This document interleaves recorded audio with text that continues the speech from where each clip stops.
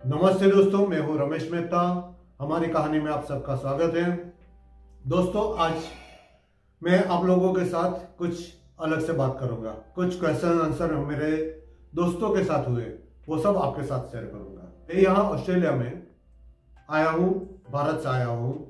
यहाँ मुझे कई दोस्त मिले, Pakistan, Bangladesh, China, Korea, Japan और यहाँ के ऑस्ट्रेलियन, ये सारे दोस्त मिले।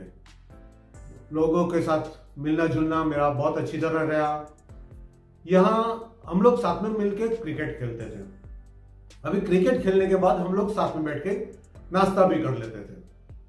अभी नाश्ता करते हुए एक दोस्त ने मुझे एक छोटा सा क्वेश्चन पूछा कि आप के भगवान कितने हैं, क्या राम भगवान है? अभी ये प्रश्न सुनने के बाद अभी मुझे अच्छी तरह तो जवाब देना था। मेरा ज्ञान छोटा है, मगर जितना हो सके उतना मैंने उसको जो बताया वो आपके लोग सबके साथ शेयर करना चाहूँगा। मैंने बताया कि हमारे जो मेन गॉड है वो शिव है। जब ये पूरा अंधकार रहता था तभी हमारे शिव का प्रागट्य हुआ। शिव के मानसी पुत्र विष्णु हुए और विष्णु के से नाभि से जो कमल निकला उसके ऊपर ब्रह्मा ने अवतार लिया, यानी तीनों अवतार है। शिव का काम है शक्ति का, वो शक्ति के स्वरूप है। ब्रह्मा का काम है ब्रह्मांड की रचना करना, उसने बहुत सारा ब्रह्मांड रच दिया, हजारों सूर्य रच दिए, उसके बहुत सारे ग्रह बन गए और एक सूर्य, उसमें से एक सूर्य का एक ग्रह था, वो अपना पृथ्वी पे उसने सृष्टि का निर्माण करना था। तो सारे प्रकृति उसने पैदा की, जल, अग्नि, वायु, इसका सारा चारे चीजों का निर्माण किया। अभी वायु का जो यूज करना था, पानी जल का यूज करना था, उसके लिए उसने जीव जंतु की रचना की, जीवों की रचना की। बहुत सारे जीव हो गए।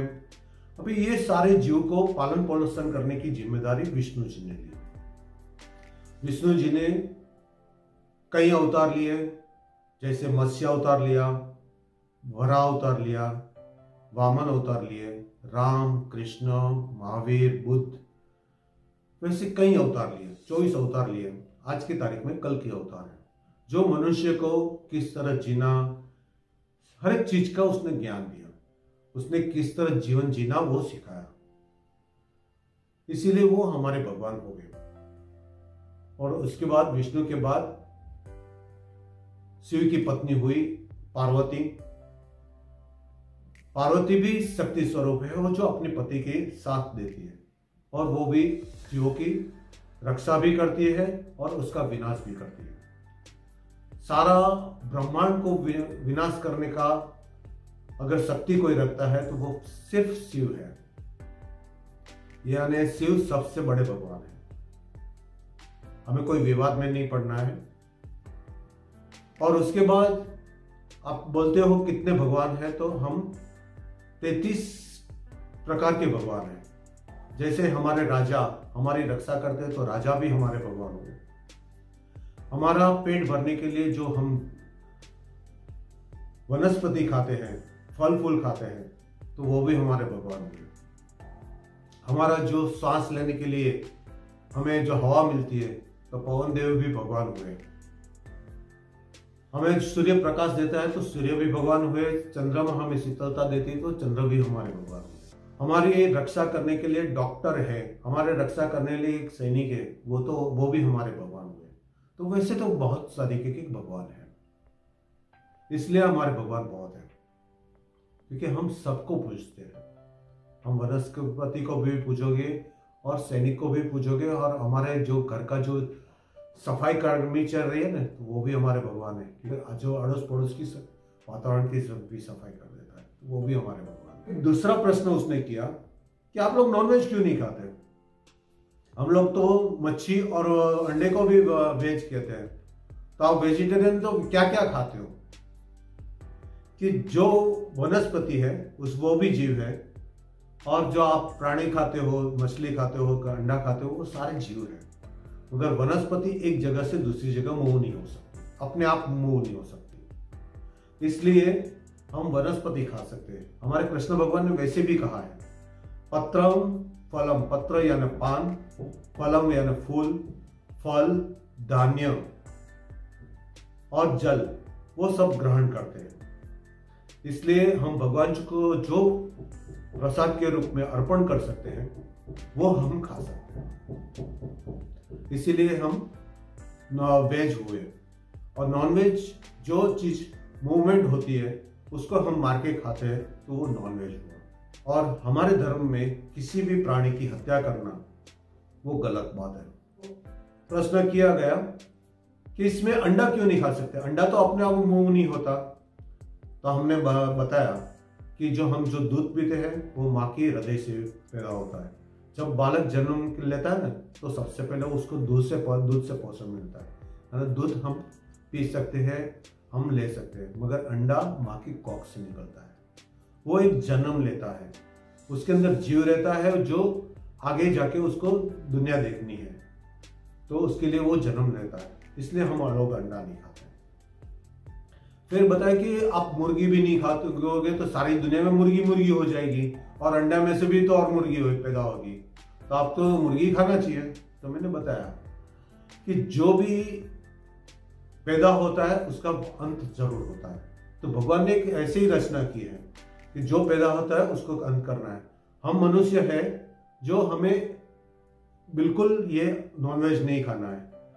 जिसका जो जन्म होगा उसका अंत तो भगवान करेगा ही। शेर बनाया हुआ है, मेंढक बनाया हुआ, मेंढक जीव जंतु को खाते हैं, शेर प्राणियों को खा लेता है, वैसे जीव बनाया हुआ है। अगर शेर ने किसी को खा लिया तो क्या हम दुनिया में जितने भी शेर है उसको मार डालेंगे? अगर किसी मच्छर ने हमको काट लिया, हमने मच्छर को मार दिया, तो सारे क्या दुनिया भर के मच्छरों को मारने हम लोग निकल जाएंगे? जितना हमें अपना रक्षण करने के लिए करना है उतना ही हमें मारना है, या उसको डराना है या मारना है। उसको मार के खा जाना वो तो बात गलत हो जाएगी। हम बुद्धि से हम सोच सकते हैं क्या सही है क्या गलत है। सिर्फ वेज खाना है, वेज खाओगे आपका पेट भर जाएगा। और पेट भरने के लिए जीना नहीं है, जीने में बहुत कुछ और भी करना है। तो एक और प्रश्न किया गया कि आप सनातनी और हिंदू में क्या फर्क है? तो मैंने उसको बताया कि सनातनी वो होता है जो हमारे ऋषि मुनियों ने यज्ञ किया, तप किया, हजारों साल तप करने के बाद जो भी ज्ञान मिला वो उसने एक पुस्तक में या अपने आप में एक दूसरे को बांट दिया। और जो उसमें से ज्ञान में से जो भी अच्छाई मिला वो उसको हम रखते गए, बढ़ाए हुए उसको खत्म करते गए। और जो चल रहा है उसको ही सनातन कहते हैं, जिसका अंत नहीं है। इसके अंदर विज्ञान भी फेल हो जाता है। हमारे ऋषि मुनियों ने ब्रह्मांड ये सब क्या है वो सब उसने जाना। उसके बाद उसने आत्मा को जाना, और आत्मा से आगे क्या होना चाहिए तो मोक्ष होना चाहिए। तो मोक्ष का मार्ग ही सनातन धर्म है। तो क्या आप लोग नॉनवेज खाते हो? मैंने देखा है आप लोग के बहुत लोग नॉनवेज भी खाते हैं, अंडे भी खाते हैं, तो वो क्या सनातनी नहीं रहे? मैंने कहा बिल्कुल वो सनातनी ही है। हमारे दुनिया बहुत छोटी होती जा रही है। हमारा ज्ञान बांटने के लिए, ज्ञान समझने के लिए, दुनिया भर का ज्ञान को समझने के लिए हमें बाहर जाना पड़ता है। वहां जाके वहां हमें वेज मिलेगा नॉनवेज मिलेगा क्या पता नहीं, मगर वहां के लोगों के साथ मिलकर हमें क्या खाना है क्या पीना है वो भी हमें जानना है। क्या वो लोग जानते हैं वो भी हमें जानना है और वो भी समझना है। तो अगर वो लोग के साथ बैठ के हमने नॉनवेज खा लिया तो हम सनातनी खत्म हो गए, ऐसा नहीं होता। सनातनी हम बिल्कुल रहेंगे, मगर हमें हमारा जो अगर मार्ग को आगे बढ़ाना है, भगवान को पाना है, तो भगवान की भक्ति करनी होगी, भगवान का पूजन करना होगा। मोक्ष का और आत्मा का मार्ग जानने के लिए किसी भी जीव की हत्या किए बिना हमें आगे बढ़ना है और आत्मा को समझने के बाद मोक्ष को प्राप्त करना है। मोक्ष का मार्ग ही सनातन धर्म है। तो हिंदू क्या है?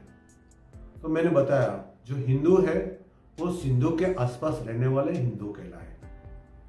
और उसके बाद जब भी अंग्रेज लोगों ने जनगणना की रचना करनी शुरू की। मुस्लिम कितने हैं, क्रिश्चियन कितने हैं और धर्मी कितने हैं, वो सब जानने के लिए कोशिश की। तो उसे सनातन धर्म नहीं मिला, सनातन धर्म शब्द नहीं मिला, तो उसने हिंदू लिख दिया। इसलिए हम लोग हिंदू कहलाए। बाकी हमारा जो असली धर्म है वो सनातन धर्म है। तो आपके समझ में ये 4 वर्ण क्या है? 4 वर्ण यानी ब्राह्मण, क्षत्रिय, वैश्य और शूद्र। समाज को 4 वर्ण में वृत्ति और श्रम के आधार पर विभक्त किया गया है। श्लोक है ऐसा: ब्राह्मण मुख मासिद बाहु राजस्य कृतः उर तदस्य य वैश्य पद्मभ्याम शूद्रो जायत। इसका अर्थ है ब्राह्मण मस्तक से पैदा होता है, बाहु से राजस्व यानी क्षत्रिय पैदा होते हैं, उरु यानी जंगा या पेट, उससे वैश्य उत्पन्न होता है, पद यानी चरण, चरण से शूद्र उत्पन्न होते हैं, यानी उससे चल के भाग के काम करना है। एक ही परिवार में 4 धर्म के लोग रह सकते हैं। परस्पर वैवाहिक संबंध और भोजन आदि होते हैं, जो बौद्धिक, प्रशासनिक, व्यावसायिक और श्रमिक थे। प्रश्न किया गया कि काफिर क्या है? तो मैंने बताया, जो आदमी, जो इंसान ईश्वर की पूजा करता है, ईश्वर की बंदगी करता है, वो सारे इंसान काफिर होते हैं। प्यार का नाम मैंने सुना था मगर प्यार क्या है मुझको नहीं थी खबर। जब से तुझसे मोहब्बत करने लगा, तब से जैसे इबादत में करने लगा। मैं काफिर तो नहीं, मगर जब से देखा मैंने तुझको, मुझको बंदगी आ गई। तो दोस्तों, काफिर वो होता है जो बंदगी करता है। जो काफिर को मारता है उसको शैतान कहता है। एक ने और प्रश्न किया कि युद्ध क्यों होता है? हमने बताया कि वसुधैव कुटुंबकम, सारे दुनिया के लोग, सारे जीव सब एक ही परिवार के हैं, मगर हर परिवार में कुछ न कुछ छोटे मोटे युद्ध हो जाते हैं। जड़, जमीन और जोरू तीनों कच्चे के छोरू, यानी जड़ यानी जवेरात, जमीन यानी धरती और जोरू यानी हमारे जोड़ीदार, हमारे साथ रहने वाला है।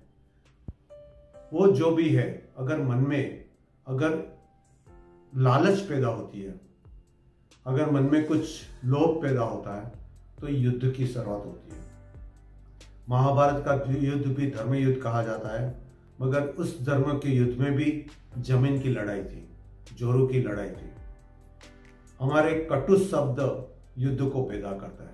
अगर हम एक दूसरे के साथ प्यार से, प्रेम से, व्यवहार से एक दूसरे को समझने की कोशिश करेंगे, तो युद्ध की संभावना ऑलमोस्ट खत्म हो जाती है। तो दोस्तों, मिलजुल के रहे। देखो, हम लोग सब क्रिकेट साथ में खेलते हैं, क्या हम लोग एक दूसरे के साथ युद्ध करते हैं? बहुत अच्छी तरह खेलते हैं। तो हमें एक दूसरे के साथ मिलजुल के रहना है। दोस्तों, मेरे इस चैनल को लाइक कीजिए, सब्सक्राइब कीजिए, शेयर करना मत भूलिए।